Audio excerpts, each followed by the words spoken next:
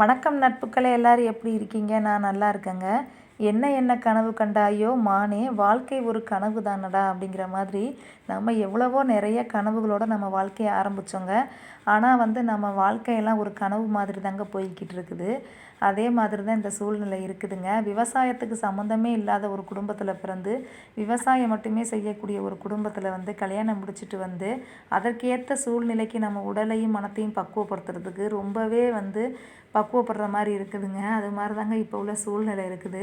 காலையில் இந்த மாட்டு சாணம் அள்ளுறதே பெரிய வேலைங்க. நம்ம வீட்டில் 3 மாடு 4 கன்றுக்குட்டி இருக்குதா, எல்லாத்துக்கும் சேர்த்து பார்த்திங்கன்னா சாணம் அள்ளவே எப்படியும் இது மாதிரி ஒரு சட்டியில் 7 8 சட்டி அள்ளுற மாதிரி இருக்குதுங்க. காலையில் ஹஸ்பண்ட் பூவெடுக்க போயிட்டாருன்னா, நான் கொஞ்சம் சமையல் வேலையை முடிச்சிட்டேன்னா நானே அள்ளி கொட்டிக்கிட்டு இருப்பேங்க. கடந்த சில நாட்களாக எனக்கு பேக் பெயின் அதிகமாக இருக்கனால நான் அவ்வளோவா தூக்கிட்டு போக முடியாதுங்க என்னால். அதனால் மாட்டு சாணத்தை நான் அள்ளி அள்ளி வைக்க ஹஸ்பண்டு தாங்க எடுத்துகிட்டு போவாருங்க. பக்கத்தில் மாடுகளுக்கு தீவன புல், அதாவது சூப்பர் நேப்பியர் தட்டை வைக்கலாம் அப்படின்னு சொல்லி நினச்சிக்கிட்டு இருக்கோங்க. கொஞ்சம் இடம் நான் அப்புறம் வீடியோவில் காமிக்கிறேன். அந்த இடத்துல தாங்க இப்போ போய் கொட்டிக்கிட்டு இருக்கிறோம். ஏன்னா காட்டுக்கு எரிச்சத்து முக்கியம்ல அப்படின்னு சொல்லிட்டு இதில் கொட்டினது போக மீதியை நம்ம குப்பை கூலி இருக்குல்ல, அதிலேருந்து கொஞ்சம் எடுத்து கொட்டணுங்க. ஃபஸ்ட்டு இந்த சாணி அள்ளுறதே எப்படியும் ஒரு 1/2 மணி நேரம் ஆகிடுங்க. அது அடுத்து பார்த்திங்கன்னா இந்த கூட்டுறது வேலை இருக்குது, அது அதுக்கு மேலேங்க. நாங்கள் கடந்த ரொம்ப நாட்களாகவே பேக் பெயினால் அவதிப்படுறனால இந்த தூய்மை பணியாளர்லாம் வச்சுருப்பாங்கள்ல, ஒரு நீல விளக்கமாறு, அது மாதிரி நாங்கள் எங்கள் அக்கா மூலியமாக செஞ்சு அதை வச்சுருக்கோங்க.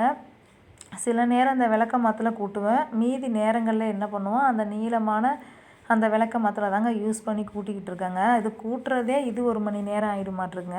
காலையில் மாட்டு சாணாலி இந்த கட்டுத்தரையை கூட்டுறதே ஒரு வேலையாக இருக்குங்க. முன்னாடியெல்லாம் பூவரத்து அதிகமாக இருந்தனால கட்டுத்தரையை ரொம்ப க்ளீன் பண்ண முடியாதுங்க. பூவெடுத்துகிட்டே 10 மணிக்கிட்ட ஆகிடும். ஆனால் இப்போ பூவெடுக்கிற வேலையே இல்லை அப்படிங்கிற மாதிரி இருக்கிறனால காலையில் பாப்பாவெல்லாம் எல்லாம் ஸ்கூல் கிளப்பி விட்டேன். அடுத்த வேலை இந்த கட்டுத்தரைகள்லாம் கூட்டி க்ளீன் பண்ணுறது தாங்க. ஏன்னா மாடுகள்லாம் மேய்ச்சல் காட்டில் கட்டுறப்பயே நம்ம இதெல்லாம் க்ளீன் பண்ணாதான் மேய்ச்சல் காட்டிலேருந்து பிடிச்சிட்டு வரப்போ கொஞ்சம் நீட்டாக இருக்கும் கட்டுத்தரை. அதோட குப்பையும் கூலமாக இருக்கிறப்ப ரொம்ப அசிங்கமாக இருக்குங்க. 2வது நம்ம சப்போட்டா மரம்லாம் இருக்குல்ல, ஒரு 4 5 மரம், அதிலிருந்து வேற இப்போ இலைகள் விழுந்துக்கிட்டு இருக்குது. மரம் வளர்க்க ஆசைப்பட்டால் எல்லாத்தையும் அனுபவிக்க தயாராகணும் அப்படிங்கிற மாதிரி அதில் உள்ள இலைகளும் விழுந்துகிட்டே இருக்கும். அதனால் சேர்த்து அள்ளிடுறதுங்க. இந்த சோளத்தட்டு பற்றி பார்த்திங்கன்னா ரொம்ப கொஞ்சம் முத்தின மாதிரி ஆயிடுச்சுங்க. அதனால் என்ன தான் வெட்டி போட்டாலும் நம்ம மாடுகள் சரியாக சாப்பிட மாட்டேங்குது. அதுக்குன்னு தனியாக சோளத்தட்டு வெட்டுறதுக்குன்னு மிஷின்லாம் இருக்குதுங்க. ஆனால் நம்மளால் வாங்க முடியலை. அதனால் நம்ம அருவாளில் வச்சு வெட்டியே போடுவோம். 2ஆக வெட்டி போட்டாலுமே மாடுகள் அந்த சோகையெல்லாம் சாப்பிட்டுட்டு மீதி அப்படியே போட்டுருதுங்க. அதனால் இதை உருட்டி அள்ளவே ரொம்ப நேரம் ஆயிருங்க. உருட்டி ஒரு இடத்துல போட்டுட்டு அப்புறம் தீ வச்சு எரிச்சிருவோங்கங்க. ஏன்னா திருப்பியும் நம்ம இதை எடுத்து வைக்கவும் முடியாது, அவ்வளோ வேஸ்ட்டான தட்டைகள் ஆகிடுதுங்க. காலையில் இந்த வேலையெல்லாம் முடிச்சுட்டு அடுத்து பார்த்திங்கன்னா நம்ம கோழிகள்லாம் கூட்டுறதப்பவே பின்னாடியே வந்துடுவாங்கங்க. எனக்கு இங்கே இறை போடலை அப்படிங்கிற மாதிரி இதெல்லாம் கூட்டி முடிச்சுட்டு சாணி அள்ளிட்டு அதுக்கப்புறம் நம்ம கோழிகளுக்கு இறை போடுவோங்க. இறை போட்டுட்டு நம்ம வளர்க்குறோம்ல ஒரு கலர் கோழி குஞ்சு 5, அது கொஞ்சம் நல்லாவே வளர்ந்துடுச்சுங்க. அதுங்க வளர்ந்துருச்சு. அதனால் அவங்கள நைட்டில் காற்று படாமல் ஒரு கூடை மாதிரி போட்டு அடைச்சிருப்போம், ஃபுல்லாக சாக்கு போட்டு. ஏன்னா கோழி இல்லைல்ல, அதனால் அதுக்கு அணைவு வேணும் அப்படிங்கிறதுக்காக நம்ம அந்த பஞ்சாரம்னு சொல்லுவாங்க எங்கள் ஊரில், அதில் போட்டு அடைச்சி அதுக்கு மேலே சாக்கெல்லாம் போட்டு போற்றி விட்ருவாங்க. காலையில் எழுந்திரிச்சா அதில் இருந்து நம்ம கோழி கூண்டு பார்த்துருப்பீங்கல்ல, அதில் ரீப்ளேஸ் பண்ணிடுவாங்க. அதில் கொஞ்சம் ஜாலியாக அது நடந்துக்கிட்டு இருக்க ஈஸியாக இருக்கும்னு சொல்லிட்டு அந்த மாதிரி பண்ணிடுவோம். நான் கூட்டிக்கிட்டு இருக்கப்பே அதுங்க பார்த்துச்சுங்கன்னா அந்த கூண்டு ஓரமாக குதிச்சுட்டே நிற்கிங்க அந்த கோழி குஞ்சுகள்லாம். நம்ம கூட்டுறப்ப முத்துமணி மட்டும்தான் மேய்ச்சல் காட்டில் கட்டுறதில்லைன்னு ஏற்கனவே சொல்லியிருந்திருப்பேன்.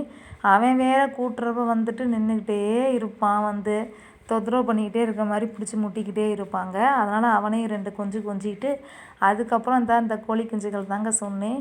இவங்களுக்கு உள்ளேயே தட்டு இருக்கனால அதை எடுக்கங்குள்ளாட்டி கீழே குதிச்சிடுற மாதிரி இருக்குங்க. இன்னும் இவங்களை வெளியே விட ஆரம்பிக்கலைங்க. ஏன்னா நம்ம வீட்டில் வளர்க்குற மற்ற கோழிகள் இவங்களை டிஃப்ரெண்ட்டாக பார்த்துட்டு கொத்துற மாதிரி போகுது. அதனால் நாங்கள் கீழே விடலை. இன்னும் 1 வாரம் 10 நாள் கழித்து கண்டிப்பாக கீழே இறக்கி விடணும். ஏன்னா கீழே இருக்கிறப்ப நிறையா பூச்சி புழு இதெல்லாம் அதுங்க சாப்பிட்றப்ப அதுகளுக்கு கூடுதல் ஸ்ட்ரென்த்தாக இருக்கும். நம்ம அரிசியும் தீவனம் மட்டும் போடுறது அதுகளுக்கு சரிப்பட்டு வராது. இருந்தாலும் இப்போதைக்கு இவங்க இன்னும் கொஞ்சம் வளர்கிற வரைக்கும் கூண்டுலேயே வச்சுருக்கலான்னு சொல்லிவிட்டு ஃபஸ்ட்டு இங்கே பாருங்கள் எப்படி தாண்டிட்டு விழுவுதுன்னு சொல்லிவிட்டு ஃபஸ்ட்டு இவங்களுக்கு எல்லாம் போடணும். நிறையா கோழிகள் இருந்தப்பெல்லாம் என்ன பண்ணணும், நம்ம பூவை எடுத்துகிட்டு வர்றப்பே நம்மளோட குடுன்னு ஒடியாந்து நிற்கிங்க. அதனால் அவங்களுக்கு இரையெல்லாம் போடணும். கூட்டி முடிச்சுட்டு அவங்களுக்கு இரை போட்டுருவோம்.